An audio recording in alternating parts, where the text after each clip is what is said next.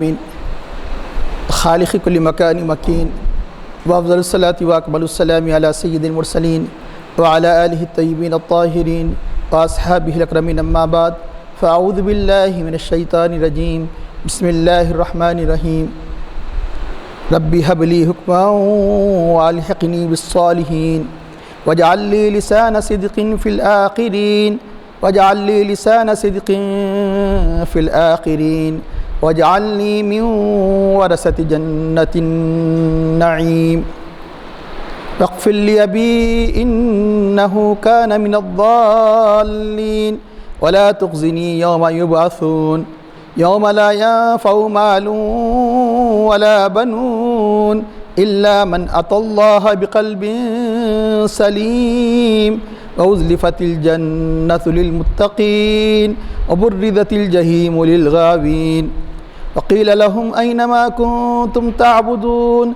من دون الله هل ينصرونكم أو ينتصرون فكبكبوا فيها هم والغاوون وجنود إبليس أجمعون قالوا وهم فيها يختصمون تالله إن كنا لفي ضلال مبين إذ نسويكم برب العالمين وما ضلنا إلا المجرمون فما لنا من شافعين ولا صديق حميم فلو أن لنا كرة فنكون من المؤمنين إن في ذلك لآية وما كان أكثرهم مؤمنين وإن ربك لهو العزيز الرحيم صدق الله العظيم قال الله تعالى في شأن حبيبه الكريم إن الله وملائكته يصلون على النبي يا أيها الذين آمنوا صلوا عليه وسلموا تسليما اللهم صل على سيدنا ونبينا مولانا محمد النبي الأمي وعلى آله وصحبه وبارك وسلم. محترم بزرگان ملت و عزیز بھائیو، ابھی 19واں پارہ سورۃ الشعراء کے چھٹے رکوع کی جن آیات کریمہ کی تلاوت کا شرف حاصل کیا گیا کہ ان کا ترجمہ ہے ربی حبلی حکمن، اے میرے رب مجھے حکم عطا فرما، یعنی علم و عقل عطا فرما، شریعت کا علم عطا فرما یا علم و عمل کا کمال عطا فرما. حکم کے کئی معنی بیان کیے گئے. والحقنی بالصالحین، اور صالحین کے ساتھ مجھے بنا دے، صالحین کے ساتھ مجھے کر دے. واجعل لی لسان صدق فی الآخرین، اور میرے لیے آئندہ آنے والوں میں، پچھلے لوگوں میں میرے لیے ذکر خیر بنا دے کہ میرا وہ سچائی کے ساتھ ذکر کرے، خوبی کے ساتھ ذکر کرے. واجعل لی لسان صدق فی الآخرین واجعلنی من ورثۃ جنۃ النعیم، اور مجھے وہ جنت کے جو ہمیشہ رہنے والی ہے، نعمت والی ہے، اس نعمت والی جنت کا مجھے وارث بنا دے. واغفر لی ابی انہ کان من الضالین، اور میرے لیے میرے باپ یعنی آزر کہ میرے لیے میرے باپ کی مغفرت کر دے. انہ کان من الضالین، کہ وہ گمراہوں میں سے تھا. ولا تخزنی یوم یبعثون، اور مجھے اس دن کے جس دن لوگوں کو قبروں سے اٹھایا جائے گا مجھے رسوا نہ کر.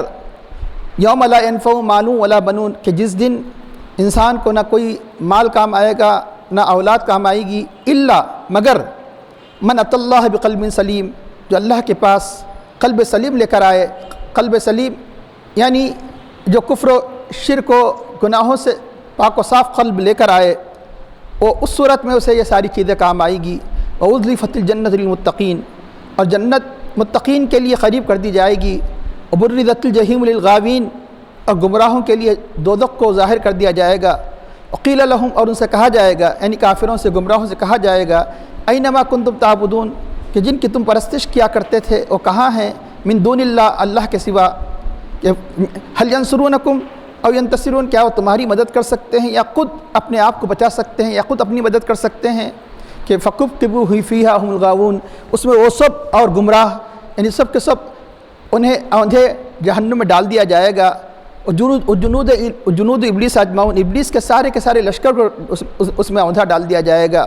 قالوا، اور وہ کہیں گے جہنم میں، وہم فیہا یختصمون، اس میں جب کہ وہ آپس میں ایک دوسرے سے لڑ رہے ہوں گے، اذ نسویکم برب العالمین، جب کہ تم اذ نسویکم برب العالمین، قالوا وہم فیہا یختصمون تاللہ ان کننا لفی ضلال مبین، اللہ کی قسم یقیناً ہم گمراہوں میں سے تھے، کہ ہم کھلے گمراہی میں تھے اس دنیا میں، اذ نسویکم برب العالمین، جب کہ ہم تم کو رب العالمین کے برابر قرار دیتے تھے، یعنی شرک کیا کرتے تھے، خدا کی ذات میں تمہیں شریک قرار دیا کرتے تھے۔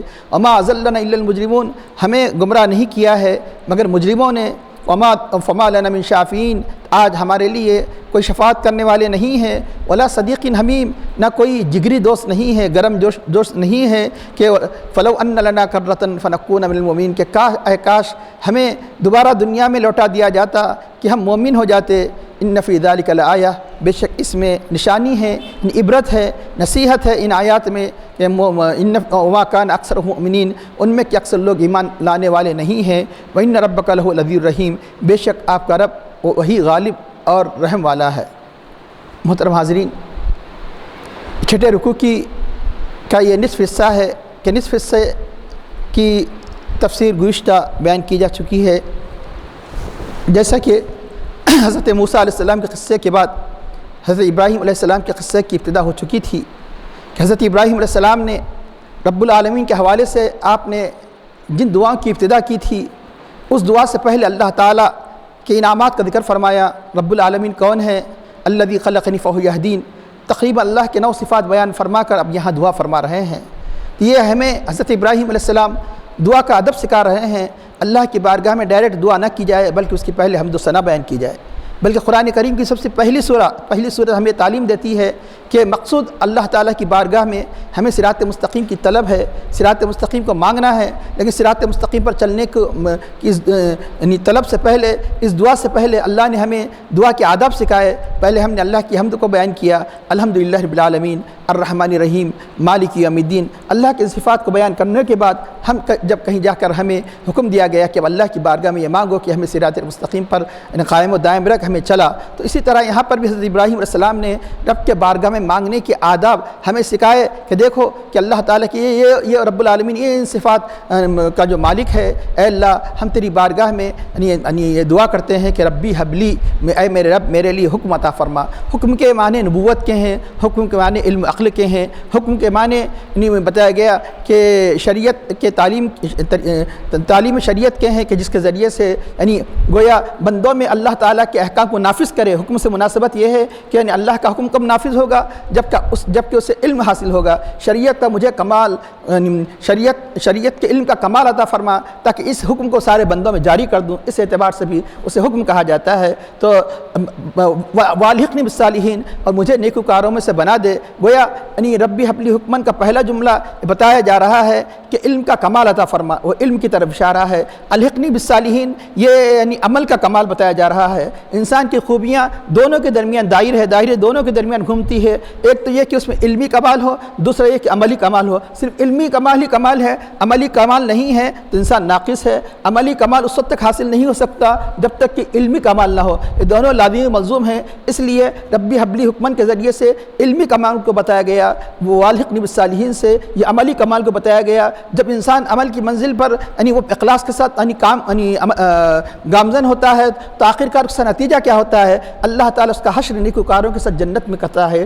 یہ عمل کا آخری کمال ہے کہ اس کا نتیجہ یہ ہوتا ہے کہ اللہ تعالیٰ نیکوکاروں کے ساتھ اسے جنت میں داخل فرماتا ہے۔ تو یہ بھی اشارہ ملا کہ دیکھو انسان یعنی کسی صورت میں نیکوکاروں کی صحبت سے وہ مستغنی نہیں ہو سکتا۔ حضرت ابراہیم علیہ السلام اتنے بڑے ابو الانبیاء جد الانبیاء ہے، لیکن اپنی دعا کے ذریعے سے وہ اس اہمیت کو بتا رہے ہیں۔ نیکوکاروں کے ساتھ ہمیشہ اللہ کی بارگاہ میں دعا کرنا چاہیے کہ اللہ میرا حشر نیکوکاروں کے ساتھ کر دے، ان کی صحبت عطا فرما۔ والحقنی، یہ آپ کی تواضع تو ہے، ورنہ آپ کی خود ذات ایسی ہے کہ سارے اہل ایمان یہ دعا کرے کہ اے اللہ ہمارا حشر ان کے ساتھ فرما، والحقنی بالصالحین، مجھے ان صالحین کے ساتھ مجھے لاحق بنے، جیسے انگلش میں کہتے ہیں جین کر دے مجھے، میک جین، یعنی میک می جین، تو ان کے ساتھ یعنی میرا حشر فرما دے، اور یہاں تک کہ ان کے ساتھ مجھے جنت میں داخل فرما دے۔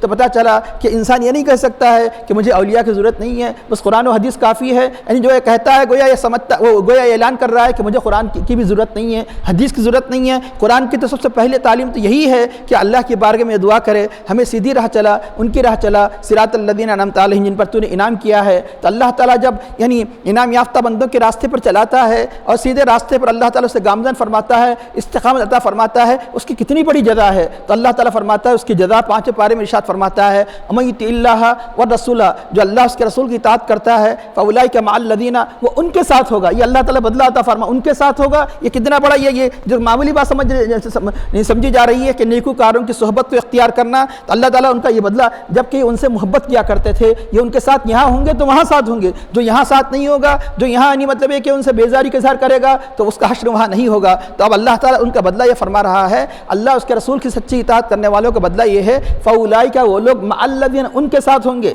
فَأُولَٰئِکَ مَعَ الَّذِينَ أَنْعَمَ اللَّهُ عَلَيْهِمْ، جن پر اللہ نے انعام کیا ہے۔ وہ کون ہیں؟ من النبیین، انبیاء کے ساتھ، والصدیقین، اعلیٰ درجے کے اولیاء کو صدیق کہا جاتا ہے، صدیقین کے ساتھ، والشہداء والصالحین، شہداء و صالحین کے ساتھ، وحسن اولئک رفیقا، یہ کتنے ہی اچھے رفیق ہے، دوست ہے۔ تو دو صحبت تو ان کی حاصل کرنا چاہیے، راستہ تو ان کا اختیار کرنا چاہیے، جو ان کے راستے پر چلتا ہے وہی حقیقت میں صراط مستقیم پر چلتا ہے۔ تو جو اولیاء اللہ اور علماء ربانیین سے بیزارگی کا اظہار کرتے ہیں تو حقیقت میں ان کا حشر اللہ والوں کے ساتھ نہیں ہو سکتا، حقیقت میں صالحین کے ساتھ جنت میں داخل نہیں ہو سکتے۔ یہاں تو اللہ تعالیٰ یعنی اطاعت رسول اور اطاعت الہی کا سب سے بڑا انعام یہ فرما رہا ہے کہ اللہ تعالیٰ ان کی معیت ان کو عطا فرمائے گا، اور یہ اللہ کے نبی نے فرمایا جو جس سے محبت کرتا ہے وہ اس کے ساتھ ہوگا۔ اب یقیناً جو اللہ والوں سے محبت کرے گا تو اس کا حشر بھی وہاں ان کے ساتھ ہوگا۔ اس سے صحبت صالحین کی اہمیت کا پتہ چلتا ہے۔ ربی حب لی حکما والحقنی بالصالحین واجعل لی لسان صدق فی الآخرین، اور میرے لیے لسان، زبان، صدق سچائی، لفظی معنی ہے کہ سچ کی زبان، سچائی کی زبان۔ سچائی کی زبان کا مطلب یہ زبان کہہ کر کیا مراد لیا جاتا ہے؟ ذکر، کیونکہ ذکر کا ذریعہ جو ہے زبان ہے، زبان ہی کے ذریعے سے کسی کے ذکر کو عام کیا جاتا ہے، یعنی میرے ذکر خیر کو عام فرما دے، وجل مجھے میرے لیے سچی زبان یعنی سچا ذکر میرے لیے بنا دے۔ کس میں بنا دے؟ آنے والوں میں۔ اب تو اللہ نے تو نے مجھے میرے ذکر کو عام کیا ہے، اہل ایمان مجھے چاہتے ہیں، لیکن آنے والی نسلوں، پچھلے زمانوں میں بھی مجھے جو یاد کیا جائے تو ذکر خیر کے ساتھ یاد کیا جائے۔ ایک بات کہ ایک تو دنیا والے جو ذکر خیر کو چاہتے ہیں بہت سے ریاکاری کے لیے، وہ حرام ہیں، لیکن یہ کہ اس لیے کہ اے اللہ میرے ذکر کو قبولیت عطا فرما، اس قبولیت کے نتیجے میں اے اللہ مجھے لوگ اچھے کلمات کے ساتھ، اگر یہ اخلاص کے ساتھ اللہ کی محبت کے لیے اس قسم کی دعا کرتا ہے تو یہ ناجائز نہیں ہے، یعنی محبوب ہے۔ اگر اس کا مقصد یہ ہے کہ میری ناموری ہو، یعنی شہرت ہو، اور ریاکاری کے لیے اگر یہ کہتا ہے تو یہ دعا اللہ کو محبوب نہیں ہے۔ تو یقیناً حضرت ابراہیم علیہ السلام سے بڑھ کر کون مخلص ہو سکتا ہے، اللہ والوں سے بڑھ کر کون مخلص ہو سکتا ہے؟ تو آپ کی اس دعا کو اللہ نے قبول فرما لیا۔ کیسے قبول فرما لیا؟ کہ جیسے حضرت موسیٰ علیہ السلام کے بارے میں کہ عیسائی یعنی مثال کے طور پر ان کے بارے میں اختلاف کرتے ہیں، یہودی عیسیٰ علیہ السلام کے بارے میں اختلاف کرتے ہیں، لیکن ایک حضرت ابراہیم علیہ السلام کی انبیاء کرام کی جماعت میں ہستی ہے جن کو سارے کے سارے مذاہب مانتے ہیں، کہ عیسائی بھی مانتے ہیں اور یہودی بھی مانتے ہیں۔ اہل ایمان تو کیا کہنا کہ اپنے آپ کو ان کی طرف ملت ابراہیمی کی طرف نسبت کرتے فخر کرتے ہیں۔ اب رہا یہ کہ وہ جو مانتے ہیں وہ ان کی تعلیمات کو انہوں نے جیسا کہ اپنانا چاہیے نہیں اپنایا، شرک و کفر کے ساتھ اس کو مکس کر دیا، مخلوط کر دیا، گرچہ کہ وہ اس بات پر بھی نسبت پر فخر کرتے ہیں کہ ہم ابراہیمی ہیں، ابراہیم علیہ السلام سے نسبت کرتے ہیں کہ خواہ جیس ہو، کیا عیسائی ہو، اور اس سے بڑھ کر کیا ہونا، آخری اس آیت کی تفسیر کیا ہو سکتی ہے کہ آخرین معنی سب سے زیادہ آخر کون ہے؟ اس امت میں اتنا بڑا طویل عرصہ گزرنے کے بعد بھی اللہ نے آپ کی دعا کو کیسے قبول فرمایا، آج بھی ان کا ذکر خیر کیسے کیا جاتا ہے؟ ایسے کیا جاتا ہے ہر مومن 5 وقت ہی نہیں، 5 وقت کی نمازوں میں فرض بھی ہوتی ہے، سنت بھی ہوتی ہے، سارے نفل بھی ہوتی ہے، تو ہر نماز میں آپ کا ذکر خیر کیا جاتا ہے۔ جہاں اللہ کے نبی پر درود پڑھا جاتا ہے وہیں حضرت ابراہیم علیہ السلام پر بھی درود پڑھا جاتا ہے۔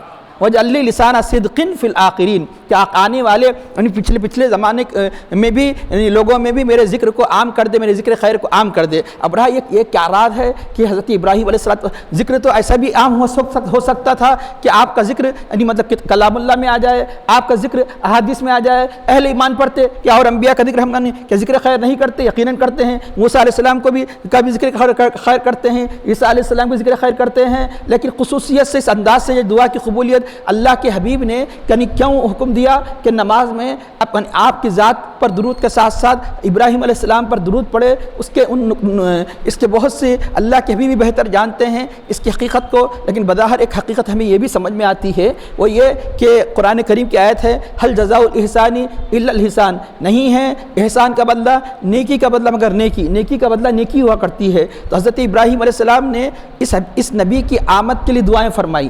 کب دعا فرمائی؟ خانہ کعبہ کی تعمیر کے وقت، ربنا وبعث فیہم رسولا منہم یتلو علیہم آیاتک ویعلمہم الکتاب والحکمۃ ویزکیہم۔ تو اب اللہ کے حبیب نے دیکھو کہ جس دعا کی برکت سے تمہیں یہ نبی ملا ہے، تو اب آپ نے اپنی امت کو فرمایا تمہیں حضرت ابراہیم علیہ السلام کا احسان فراموش نہیں کرنا چاہیے، قیامت تک تم اپنی نمازوں میں بھی میرے ساتھ ان کو یاد کرو۔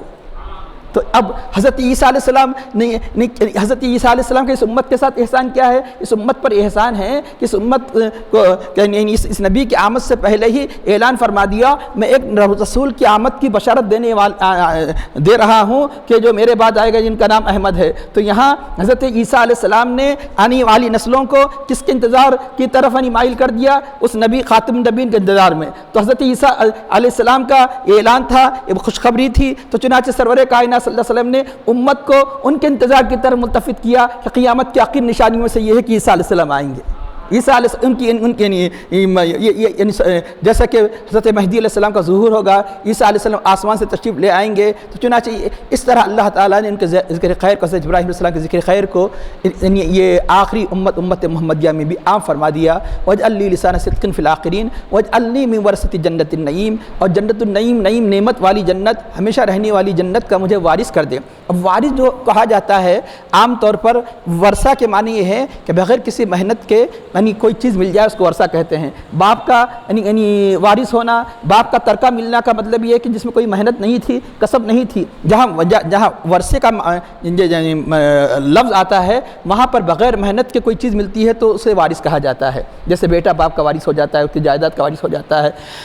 اشارہ یہ مل رہا ہے کوئی بھی انسان اپنے عمل پر ناز نہ کرے، اپنے عمل کی وجہ سے جنت میں نہیں جائے گا، لیکن اگر کوئی بھی جائے گا تو احادیث کریمہ سے بات ثابت ہے اللہ کی رحمت سے جنت میں جائے گا۔ اس لیے یہاں وارث کہا گیا کہ تم یہ مت سمجھو کہ میں اپنے عمل کی وجہ سے جنت میں جا رہا ہوں۔ اب لوگ کہیں گے ٹھیک ہے اب عمل کی کیا ضرورت ہے، کہ جب جنت پہ رحمت ہی کی وجہ سے جانا ٹھہرا تو عمل کی کوئی اہمیت نہیں ہے۔ ایسی بات نہیں ہے، یہ عمل اللہ کی رحمت کو متوجہ کرتا ہے، اللہ کی رحمت کو مائل کرنے کا ذریعہ ہے، اس لیے عمل سے استغنا نہیں ہو سکتا۔ اللہ تعالیٰ کس پر رحمت فرماتا ہے؟ جو اس کے احکام کے مطابق عمل کرتا ہے، تو اللہ تعالیٰ کی رحمت اس کی متوجہ ہوتی ہے اور جائے گا رحمت سے، اور رحمت کو، اللہ کی رحمت کو دعوت دینے والی چیز عمل ہے، اس کی رحمت کو مائل کرنے والی چیز عمل ہے، اس لیے عمل بھی ضروری ہے۔ اور یہ وارث کے اور ایک دوسرا مفہوم احادیث کریمہ سے ثابت ہوتا ہے، جیسے ابھی بتایا گیا بغیر کسی عوض کے، بغیر کسی کسب کے، بغیر کسی محنت کے جو چیز مل جائے اسے ترکہ کہا جاتا ہے، اسے ورثہ کہا جاتا ہے۔ تو چنانچہ جنت کے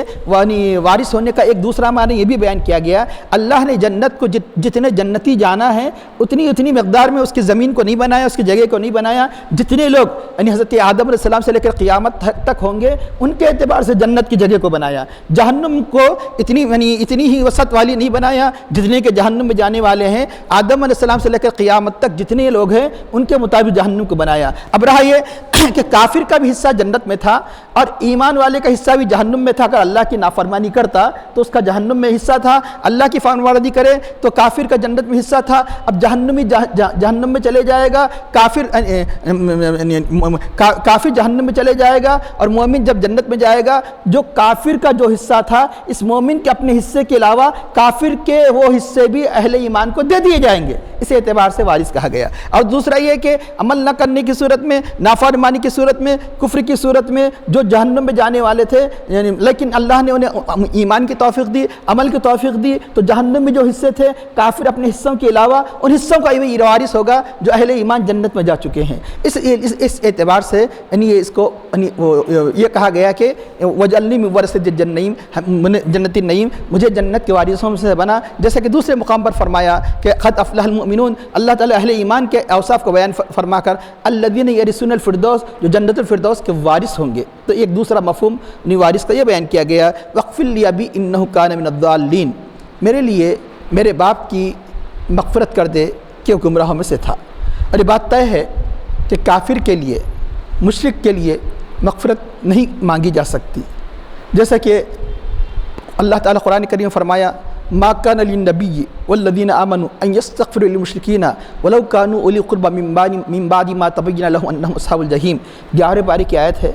نبی کے لیے سزاوار نہیں ہے، نہ ایمان والوں کے لیے مناسب ہے کہ ان یستغفروا للمشرکین، کہ مشرکین کے لیے مغفرت طلب کرے، ولو کانوا اولی قربى، اگرچہ کہ وہ قریبی رشتہ دار کیوں نہ ہو، وہ باپ، بیٹا، بیوی، شوہر کیوں نہ ہو، اگر کافر تھے ان کے لیے یہ دعا نہیں مانگی جا سکتی اے اللہ انہیں مغفرت فرما، اے اللہ انہیں معاف فرما، کیونکہ کافر و مشرک کی کسی صورت میں مغفرت نہیں ہو سکتی۔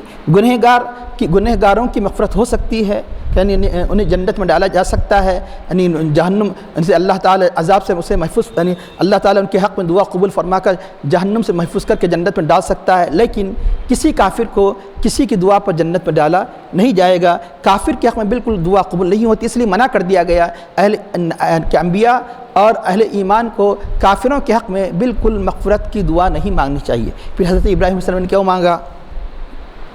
یہاں پر حضرت ابراہیم علیہ السلام مانگ رہے ہیں تو بتایا گیا، ایک تو یہ کہ یہ بات بتائی گئی کہ حضرت ابراہیم علیہ السلام نے کو ابتدا میں امید تھی کہ جیسا کہ بتایا گیا کہ اب سے مراد یہ عرفی ہے، عرف میں جس کو اب کہا جاتا ہے چچا، کہ یعنی کئی مرتبہ یہ بات بتائی جا چکی ہے، اب یہاں یعنی تفصیل کا موقع نہیں ہے، تو اب یعنی عرب کے محاورے میں اب کہہ کر چچا کو ہی مراد لیتے ہیں۔ یہاں آزر کون ہے؟ چچا ہے کہ جنہوں نے ان کی یعنی والد کے بچپن میں انتقال کے بعد جنہوں نے بڑے ہونے تک تربیت کی تھی، تو اس لیے یعنی آپ اپنے اس تربیت کی وجہ سے آپ کا دل تڑپتا تھا کہ میرے چچا بھی، جو جسے عرفی باپ کہا جاتا ہے، کہ ایمان کی دولت سے مالا مال ہو جائے، ایک امید کے خاطر انہوں نے وعدہ بھی کر لیا تھا میں تمہارے لیے مغفرت کی دعا کروں گا اگر تم ایمان لا لے، تو چنانچہ اس وعدے کے مطابق انہوں نے صرف یہ حضرت ابراہیم علیہ السلام کا یہ استثناء ہے، انہی کو اس بات کا اختیار دیا گیا تھا کہ وہ دعا مانگے، لیکن جب انہیں یقین ہو گیا اب کسی صورت میں ایمان لانے والے نہیں ہیں، تو اس وقت آپ نے یہ دعا مانگنا یعنی چھوڑ دیا، ترک کر دیا۔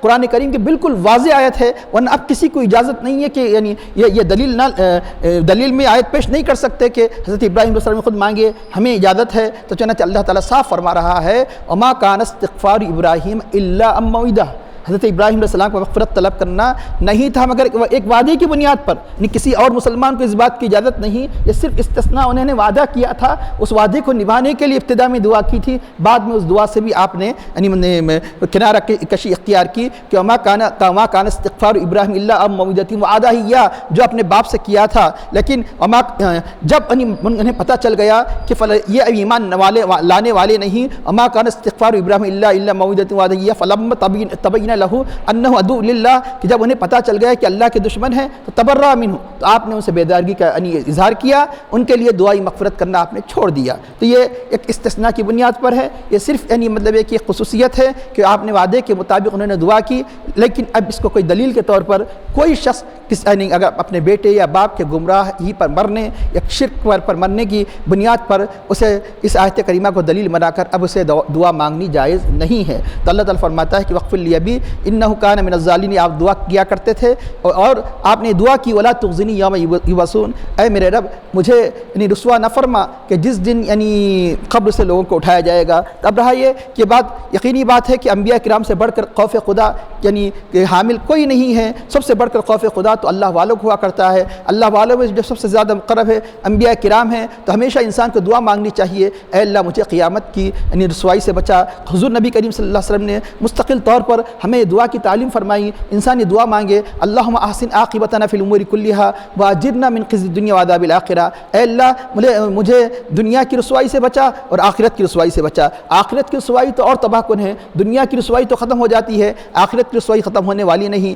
اس لیے انسان یہ دعا مانگے، اے اللہ مجھے دنیا میں بھی رسوا نہ فرما اور آخرت میں بھی رسوا نہ فرما، واجرنا من خزي الدنيا وعذاب الآخرہ۔ تب یقیناً انبیاء کرام سے بڑھ کر کوئی یعنی اللہ والا نہیں، کوئی یعنی خوف خدا رکھنے والا نہیں، اس لیے وہ بھی دعا کیا کرتے تھے، اے اللہ مجھے یعنی رسوا نہ فرما جس دن یعنی خبروں سے تو اٹھائے گا۔ ایک مخصوص واقعے کی طرف اشارہ ہے کہ جب آپ نے دعا فرمائی تو جب آزر کو دیکھا تو آپ کا دل ماننے لگا، کیوں؟ اس لیے کہ یہ ایک نیکوکار کی علامت ہوا کرتی ہے، جو جس کے ساتھ احسان کرتا ہے اس کی بھلائی کے لیے دل تڑپتا ہے۔ تو آپ کو آزر کی حالت نہیں دیکھی گئی، تو اللہ تعالیٰ نے ایک روایت میں احادیث میں آتا ہے، اس تفسیر کے تحت آزر کو اللہ تعالیٰ یعنی بجو، ایک کیڑے یعنی ایک قسم کا جانور ہے، وہ اس کے شکل میں تبدیل کر دیا تاکہ آپ کی رسوائی نہ ہو۔ کل قیامت کے دن دیکھو ان کا چچا یعنی مطلب ہے کہ جہنم میں جا رہا ہے، آپ کو رسوائی نہ ہو کہ یعنی آپ کے خاندان کا ایک بڑا فرد جا رہا ہے، اس لیے اللہ نے تاکہ یہ حضرت ابراہیم علیہ السلام کو میدان محشر رسوائی نہ ہو، ایک جانور کی شکل میں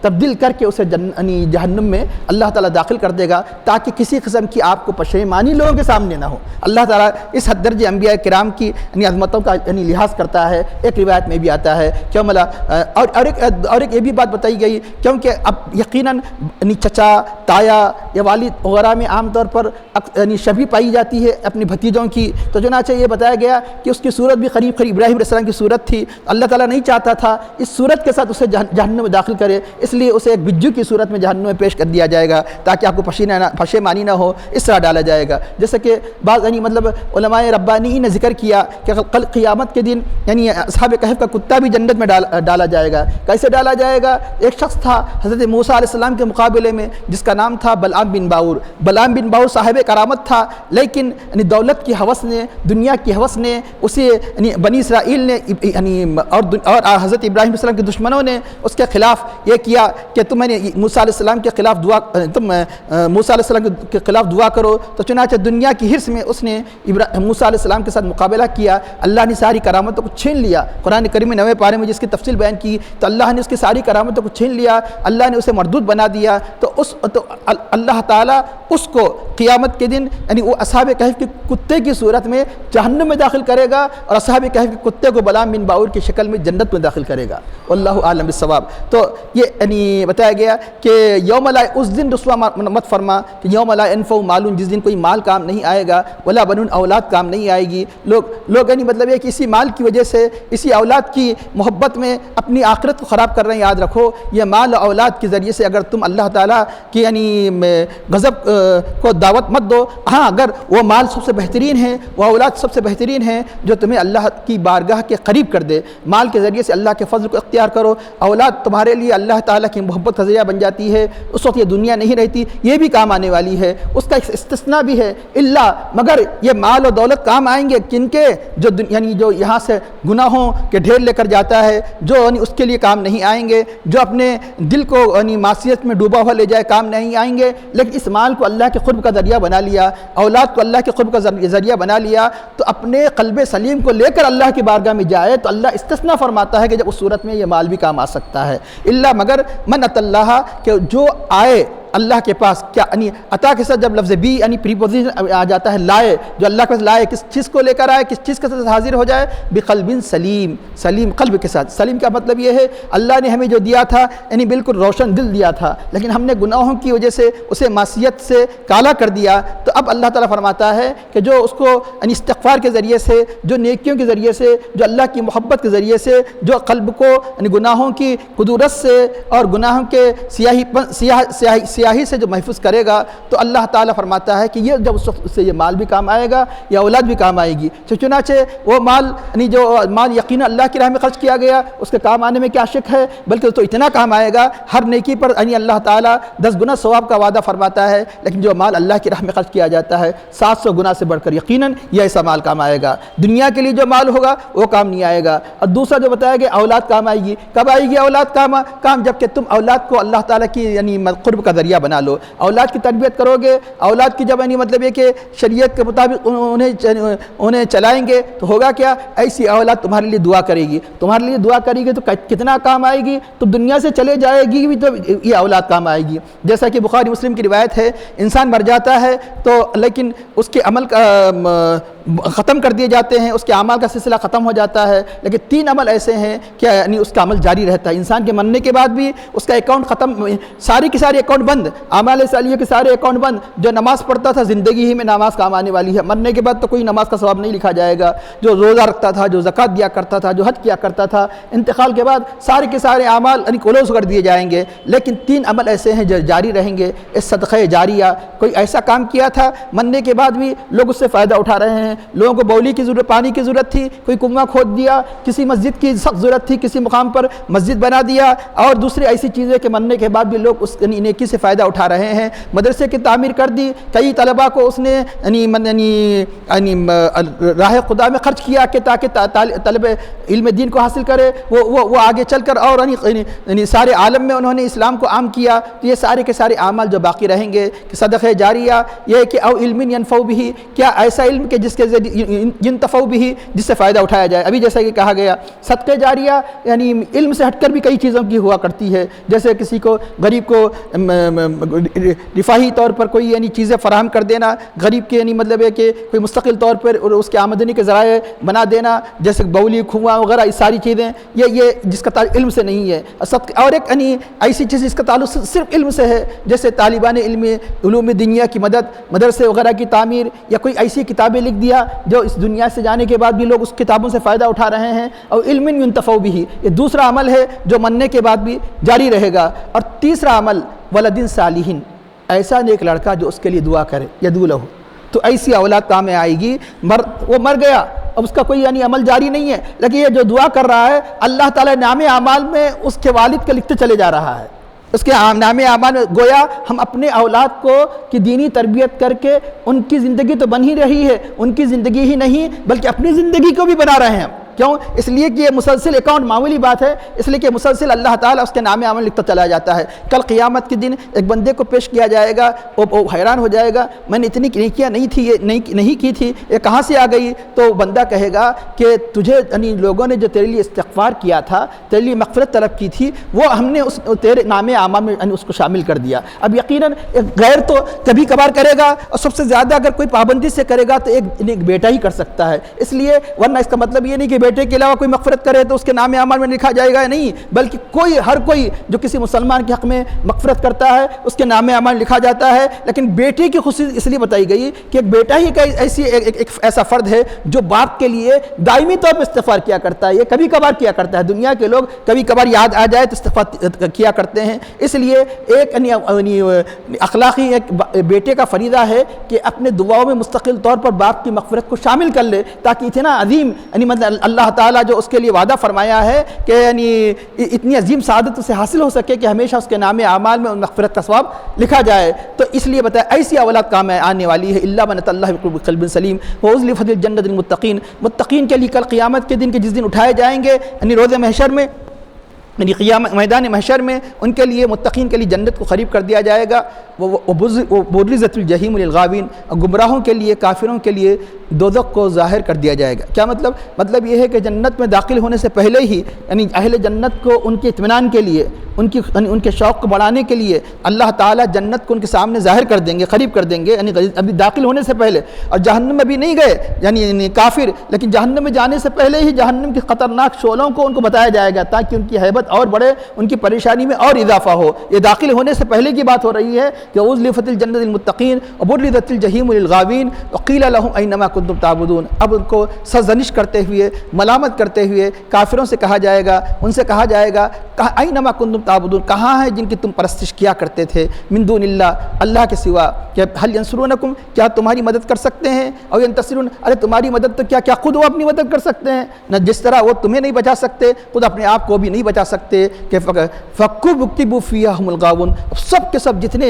جنہوں نے غیر اللہ کی پرستش کی تھی، عبادت کی تھی، سارے کافروں مشرکوں کو اس میں ان کے منہ کے بل یعنی کبکبو میں جو لفظ ہے جو یعنی بتایا جا رہا ہے کہ جو اس کے اندر جو بلاغت ہے کہ وہ اہل یعنی عربی زبان کے جو اسرار جاننے والے جان سکتے ہیں۔ سیدھا سادہ لفظ القو نہیں فرمایا گیا، کبو جب کوئی شخص ڈالا جاتا ہے تو ٹکراتے ہوئے کیسے جاتا ہے وہ بتانے کے لیے لفظ کب یعنی 2 مرتبہ مرتبہ دہرایا گیا تاکہ اس کی منظر کشی کی جائے کہ کتنے خطرناک طریقے سے اسے جہنم میں یعنی اس کے منہ کے بل ڈالا جائے گا۔ فَكُبْكِبُوا فِيهَا، اس جہنم میں ہم کو والغاؤون، جتنے گمراہ ہیں ان سب کو ڈالا جائے گا، اور جنود ابلیس اجمعون، کیونکہ شر کا جو منبع تھا جو لوگوں کو بھٹکایا کرتا تھا تو یقیناً وہ کون ہے؟ ابلیس ہے۔ ابلیس کے سارے لشکروں کو بھی اس کے اندر ڈالا جائے گا۔ قالوا، اب اس کے بعد جانے کے بعد بحث کریں گے تمہارے وجہ سے ہمیں گمراہی کا یعنی یہ سامنا ہوا۔ وہ کہیں گے یعنی ہم نے تھوڑی تمہیں زبردستی یعنی تمہیں کافر بنایا تھا، ہم نے تو صرف کہہ دیا تھا، تمہارا اختیار تھا،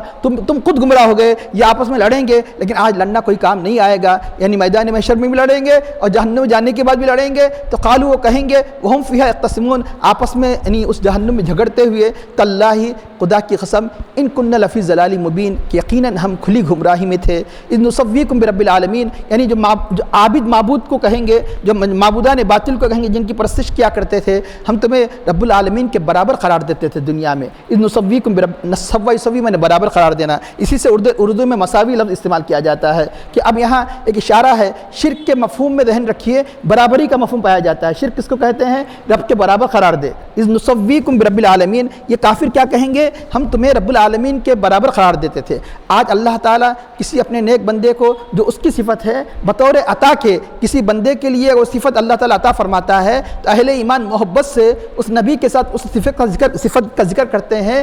تو جو بار بار یعنی مطلب شرک و کفر کے بغیر کسی یعنی سوچے سمجھے کے فتوے دیتے ہیں، اس لیے فتوے دیتے ہیں یہ اللہ کی صفت ہے، انہیں پتہ ہی نہیں شرک کب محقق ہوتا ہے جبکہ اللہ کے ساتھ اس صفت میں اس نبی کی اس صفت کو یعنی اللہ کے صفت کے برابر قرار دیا جائے تو صرف یعنی وہ شرک ہوتا ہے۔ کیونکہ شرک کی تعریف کیا کی جا رہی ہے؟ مشرک کیا کہیں گے؟ ہم تم کو رب العالمین کے برابر قرار دیتے تھے۔ تو چنانچہ بتایا گیا کہ مثال کے طور پر اللہ تعالیٰ نے اپنے حبیب کے لیے کیا فرمایا کہ آپ میرے حبیب رؤوف ہے، میرے حبیب رحیم ہے۔ اللہ نے خود اپنی صفت قرآن کریم میں کیا بیان فرمائی کہ میں ان اللہ بالناس لرؤوف رحیم، بے شک اللہ تعالیٰ لوگوں پر رؤوف رحیم ہے۔ اب کوئی جہالت سے یا کوئی یعنی شرارت سے کوئی یہ کہے گا کہ یعنی مطلب ہے کہ نبی کو رؤوف رحیم کہنا بھی شرک ہے تو گویا وہ قرآن کا انکار کر رہا ہے۔ اللہ کی صفت بھی رؤوف رحیم، نبی کی صفت بھی رؤوف رحیم، لیکن یاد رکھنا کوئی مومن یعنی یہ کہتے ہوئے نہیں یعنی اس بات کا اعتقاد نہیں رکھتا کہ نبی کی صفت اللہ کی صفت کے برابر ہے، نبی کی صفت اللہ، بلکہ نبی کی کوئی صفت اللہ کے برابر نہیں ہو سکتی۔ نبی کی جتنی صفتیں ہیں اللہ کی عطا کردہ ہے، اور اللہ کی ساری صفتیں خود مستقل ہے، کسی نے اس کو نہیں دیا۔ اللہ کی ذات بے نیاز ہے، نبی اللہ کے محتاج ہے، تو چنانچہ نبی کے ساری صفات اللہ کی دی ہوا کرتی ہے۔ یقیناً کسی یعنی سنی کا عقیدہ نہیں ہے کہ نبی کے بارے میں جب علم غیب کا عقیدہ رکھتے ہیں تو یہ نہیں کہتے کہ نبی کا علم اللہ کے علم کے برابر ہے، نبی کا علم محدود ہے، اللہ کا علم لامحدود ہے۔ ہاں اس میں شک نہیں کہ نبی کا علم یعنی اہل ایمان کی نسبت کرتے ہوئے وہ غیر محدود ہے، لیکن اللہ کی طرف نسبت کرتے ہوئے نبی کا علم کی کوئی ایک حد مقرر ہے، اللہ کے علم کی کوئی حد نہیں ہے۔ تو یقیناً جب اللہ کے برابر نبی کے علم کو قرار دیے جانے کا ایک عقیدہ مسلمان کا ہو ہی نہیں سکتا تو کس طرح شرک ہو سکتا ہے؟ اذ نسویکم برب العالمین، تو شرک کے مفہوم میں بات بتائی گئی کہ برابر قرار دینا، کسی صفت کو اللہ کے برابر قرار دینا۔ تو اب اس کے بعد یہ کہیں گے وما اضلنا الا المجرمون، ہم کو گمراہ نہیں کیا مگر مجرموں نے، ہم کو گمراہ نہیں کیا مگر مجرموں نے، یعنی جو ہمارے سردار تھے، رؤسا تھے، جنہوں نے سیدھے راستے سے ہٹا دیا، ہمیں یعنی مسلمانوں کی باتوں کو سننے کا موقع بھی نہیں دیا۔ تو وما اضلنا الا المجرمون، اب اس کے بعد حسرت سے کہیں گے اب جہنم میں جانے کے علاوہ کوئی چارہ نہیں ہے، یا جہنم میں جانے کے بعد جس طرح اہل ایمان کی شفاعت ہو رہی ہے، نکالے جا رہے ہیں، کوئی ایسا موقع نہیں ہے کہ ہمیں بھی نکالا جائے۔ تو چنانچہ اگر جہنم میں جانے سے پہلے کہیں گے تو کوئی ایسا سفارش کرنے والا نہیں ہے کہ جو جہنم کے عذاب سے روک لے، یا جہنم میں جانے کے بعد کہیں گے جیسے کہ آیات بتا رہی ہے تو چنانچہ اس وقت یعنی یہ مفہوم ہوگا کہ اس وقت کئی ایسے اہل ایمان کو جہنم میں جانے کے بعد بھی شفاعت کی بنیاد پر نکالا جائے گا، جیسا کہ بخاری شریف کی روایات ہے کہ یعنی اللہ کے حبیب صلی اللہ علیہ وسلم شفاعت کرتے جائیں گے، لوگوں کے گرو ایک کے بعد دیگر نکالا جائے گا، تو اس وقت یہ حسرت سے کہیں گے کاش ہمارا بھی کوئی شفیع ہوتا، ہمارا بھی کوئی سفارش کرنے والا ہوتا، فما لنا من شافعین، کہ ہمارے لیے کوئی آج شفاعت کرنے والے نہیں ہے، ولا صدیق حمیم، اور کوئی گرم جوش، کوئی یعنی سچا دوست ہمارا نہیں ہے کہ جو ہمیں جہنم کے عذاب سے بچا لے۔ روایت میں آتا ہے کہ جب اللہ تعالیٰ اہل جنت کی اہل جہنم، وہ اہل جہنم کے جو ایمان کے ساتھ اس دنیا سے رخصت ہوئے تھے، ان کی سفارش فرمائے گا۔ تو اللہ کے حبیب کی سفارش کا کیا کہنا، بلکہ ان کے صدقے میں اللہ تعالیٰ اہل ایمان کو بھی شفاعت کا حق دے گا، ان کی شفاعت سے بھی جب جہنم کو نکالا جائے گا۔ اس لیے شافع واحد نہیں کہا گیا، شافعین کہا گیا، شفاعت کرنے والے ایک نہیں ہوں گے، اس میں شک نہیں۔ شفاعت کبریٰ کا حق اللہ کے حبیب کو دیا جائے گا۔ شفاعت کا دروازہ کون کھولیں گے؟ ہمارے نبی پاک صلی اللہ علیہ وسلم کھولیں گے۔ اس کے بعد کون کون شفاعت کریں گے؟ مشکاۃ شریف کی روایت کے مطابق کہ یشفع یوم القیامت العلماء الانبیاء ثم العلماء ثم الشہداء، قیامت کے دن کل انبیاء شفاعت کریں گے، پھر علماء شفاعت کریں گے، پھر شہداء شفاعت کریں گے۔ یہ شفاعت عام ہے، یعنی انبیاء کی شفاعت، انبیاء کے صدقے میں علماء کی شفاعت اور شہداء کی شفاعت۔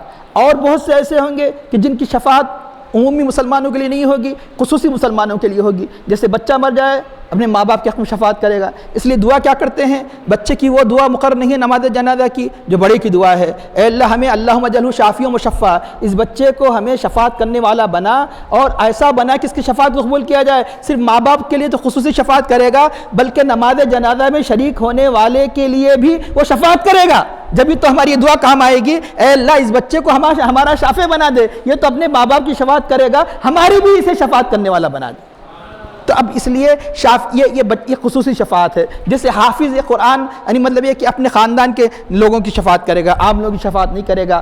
حاجی اپنے خاندان کے ایک بڑے لوگوں کی، یعنی ایک بڑی جماعت کا جس کا حج قبول ہو جائے گا، ایک بڑی جماعت کی شفاعت کرے گا۔ یہ جو خصوصی شفاعت ہے، ایسی بہت سی شفاعتیں ہیں، عمومی شفاعتیں سن چکے ہیں۔ اس لیے اللہ تعالیٰ نے صدیق میں نے دوست کو ایک ذکر کیا اور شفاعت کرنے والوں کو جمع ذکر کیا، پرولر، فما لنا من شافعین۔ تو یہ کیوں؟ اس لیے یہ کیوں کہہ رہے ہیں کہ اہل ایمان کی شفاعت کرنے والے ہیں اور ہمارا کوئی شفاعت کرنے والا آج نہیں ہے، کیونکہ کافر کے حق میں کوئی شفاعت قبول نہیں کی جائے گی۔ شفاعت صرف اہل ایمان ہی کے حق میں ہوگی، کافروں کے حق میں قبول نہیں کی جائے گی۔ تو فما لنا من شافعین ولا صدیق حمیم، نہ کوئی ایسا دوست ہے۔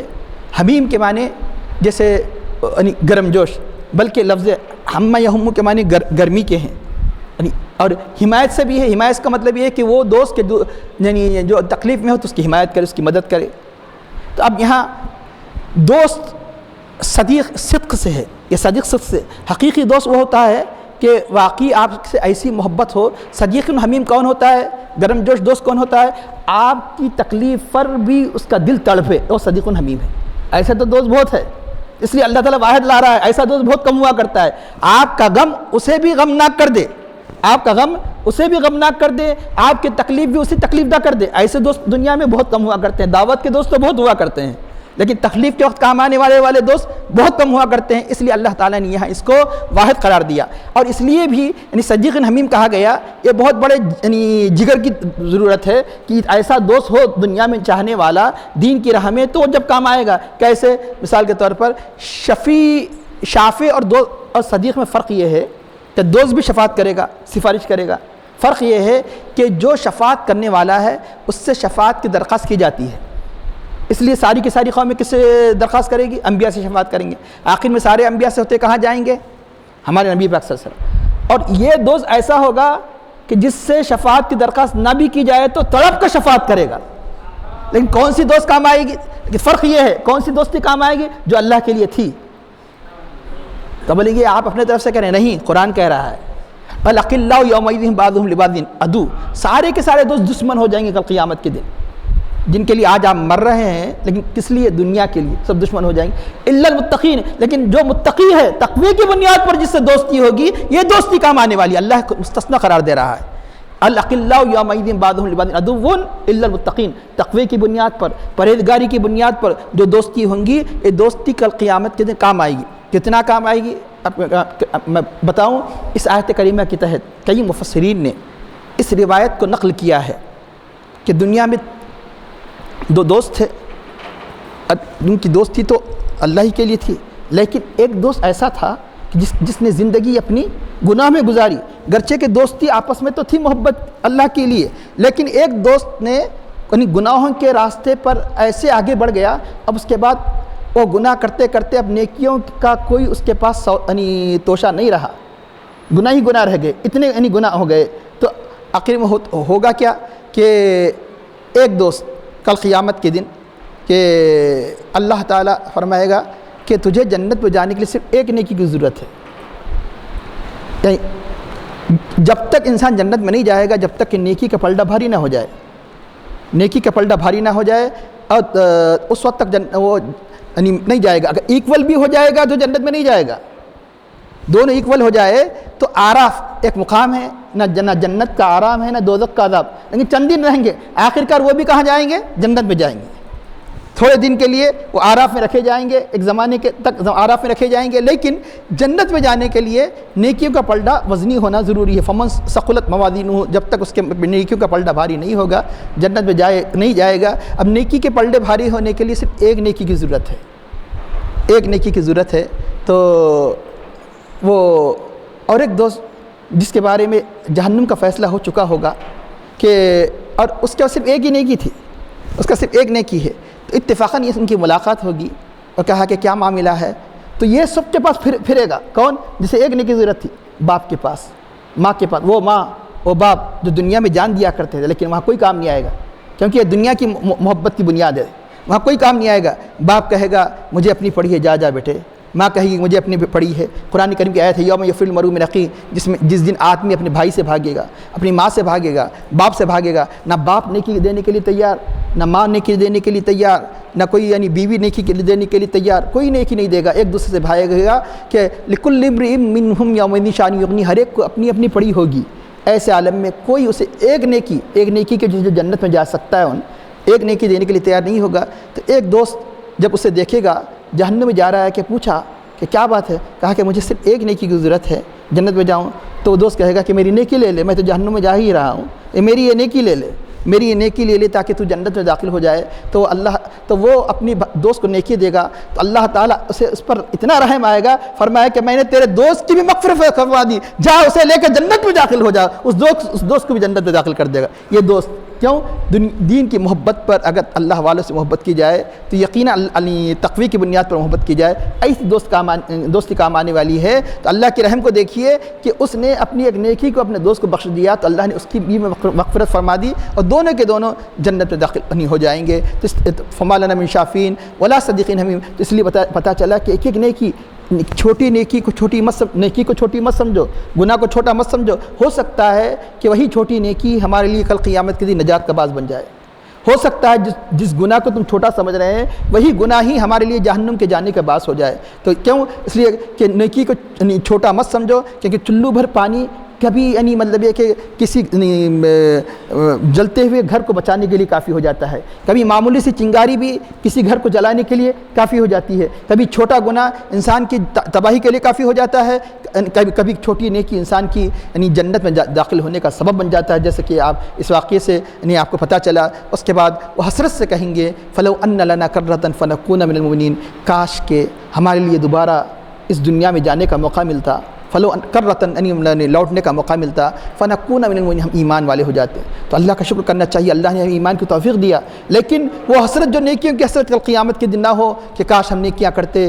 جیسا کہ جہنمی کہتے ہیں کہ کافر کہتے ہیں ہمیں موقع ملتا تو ہم ایمان والے ہو جاتے، لیکن یہ جھوٹ ہے. اللہ تعالیٰ فرماتا کہ یہ سب جھوٹ ہے. ولو ردوا لعادوا، اگر انہیں دنیا میں پھر لوٹا دیا جائے لمانہ لعادوا لمانہ عنہ، تو وہی کام کریں گے جس سے روکا گیا تھا. اس لیے جانے کا موقع کسی کو نہیں دیا جائے گا. اب وہ حسرت جو کل قیامت کے دن جو انسان کو ہوگی، وہ حسرت سے بچنے کے لیے ہر نیکی کو انسان ہر وہ بات جو اللہ تعالیٰ کے اللہ تعالیٰ جس کو پسند فرما اس کو اختیار کرنے کی کوشش کرے. کل قیامت کے دن یہ حسرت نہ رہ جائے کاش کہ ہم نیکیوں پر نیکیاں کرتے. اس سے پہلے بتایا گیا جہنم میں کوئی حسرت، جنت میں کوئی حسرت نہیں ہے. جنت میں کوئی حسرت نہیں ہے، صرف ایک حسرت کے کل مومن کو حسرت ہوگی کاش کہ وہ لمحات جو ہمارے بغیر ذکر الہی کے گزرے وہ بھی ذکر الہی میں گزرتے. وہ بھی تو اللہ تعالیٰ جو درجات بڑے بڑے درجات اہل جنت کو عطا کیے ہیں وہ بھی ہمیں اللہ تعالیٰ عطا فرماتا. اس لیے کل قیامت کے دن حسرت سے بچنے کے لیے انسان ہر نیک عمل کو اختیار کریں. یہ نہ کہیں کہ یہ واجب ہے کیا، یہ فرض ہے کیا، بلکہ ہر وہ عمل کہ جو مستحب ہے،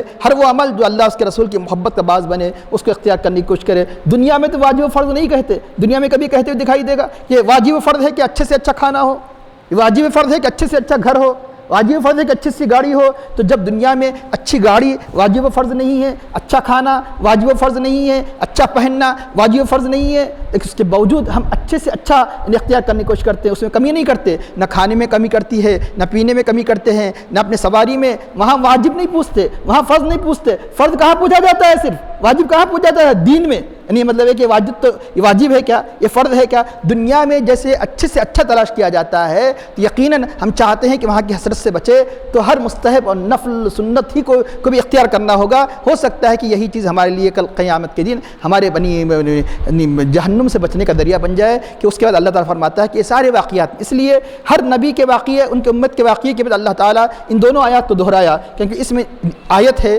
نشانی ہے، عبرت ہے، یہ سارے کے سارے واقعات من فی ذلک الآیہ وما کان اکثر مومنین، لیکن بات یہ ہے کہ ان کے اکثر ایمان لانے والے نہیں۔ یہ تو آپ جانتے ہیں ہر زمانے میں ایمان لانے والوں کی تعداد جو ایمان نہ لانے والوں کے مقابلے میں کمی رہی ہے، کہ دنیا کی اتنی بڑی تعداد اب دیکھ لیجئے کہ آج بھی یعنی مطلب کہ اہل ایمان ان کے مقابلے میں کم ہے۔ وما کان اکثر مومنین وان ربک لہو العزیز الرحیم، بے شک آپ کا رب عزیز غالب ہے، اللہ چاہے تو انہیں سزا دے، فوراً انہیں گرفت فرمائے، لیکن یہ رحم ہے اللہ تعالیٰ کا، مہلت دے رہا ہے کہ ابھی بھی اللہ کی بارگاہ میں رجوع ہو جائے۔ آخر میں دعا کرتا ہے اللہ ہمیں ان آیات کو سمجھنے، ان کے تقاضوں کے مطابق عمل کرنے کی توفیق عطا فرما، اور ہمیں اپنے اوامر کا پابند نواہی سے اتنا کی توفیق عطا فرما، اور ہماری بات میں خشوع خضوع اخلاص عطا فرما۔ حضور نبی کریم صلی اللہ علیہ وسلم کی محبت ہمارے قلب میں پیدا فرما، صحابہ کرام سلف صالحین کے جیسا جذبہ اثار استقلال ہمارے نفوس میں پیدا فرما، اور ہمیں عقل حلال سے تمخال کی توفیق عطا فرما، اور ہمارا خاتمہ بالخیر فرما۔ صلی اللہ تعالیٰ علی خیر خلقہ سیدنا مولانا محمد وعلی آلہ وصحبہ اجمعین برحمتک یا ارحم الراحمین والحمد للہ رب العالمین۔